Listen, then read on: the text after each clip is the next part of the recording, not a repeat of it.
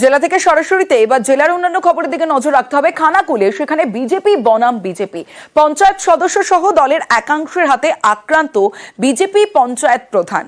বাড়িঘরেও ভাঙচুরের অভিযোগ, ভয়ে অফিসে যাচ্ছেন না বিজেপির পঞ্চায়েত প্রধান।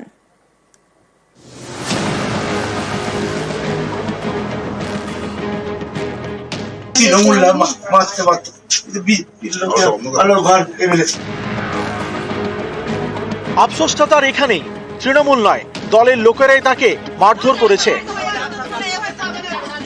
বাড়ি ঘরেরও ভাঙচুর চালিয়েছে বলে অভিযোগ। আর তাই বিজেপির পঞ্চায়েত প্রধান কাঁদতে কাঁদতে বলছেন তিনি আর পঞ্চায়েতে যাবেন না। জোরে মারলো গাড়ি, জোরে মারলো আমাকে, আমি পঞ্চায়েতে যাবো না, আমি পঞ্চায়েতে যাবো না। তৃণমূল মারতে পারত, ঘর এমএলএ ঘর ভাঙলো, আমার ঘরগুলো ভেঙে। হুগলির খানাকুলের ধান্যঘড়ি পঞ্চায়েত, বিজেপি পরিচালিত এই পঞ্চায়েতে গাছ কাটা টেন্ডার নিয়ে গোলমাল। বিজেপি প্রধানের দাবি টেন্ডারে স্বচ্ছতা বজায় রাখতে বাধা দেওয়া হচ্ছে। বাধা দেওয়ার চেষ্টা করছেন বিজেপিরই পঞ্চায়েত সদস্য, অঞ্চল কনভেনর সহ একাংশ। প্রধানকে মারধরের পাশাপাশি তার বাড়িতেও ভাঙচুর করা হয়েছে বলে অভিযোগ। এ নিয়ে বিজেপির পঞ্চায়েত সদস্য সহ 6 জনের বিরুদ্ধে খানাকুল থানায় লিখিত অভিযোগ করেছেন কার্তিক ঘোড়া।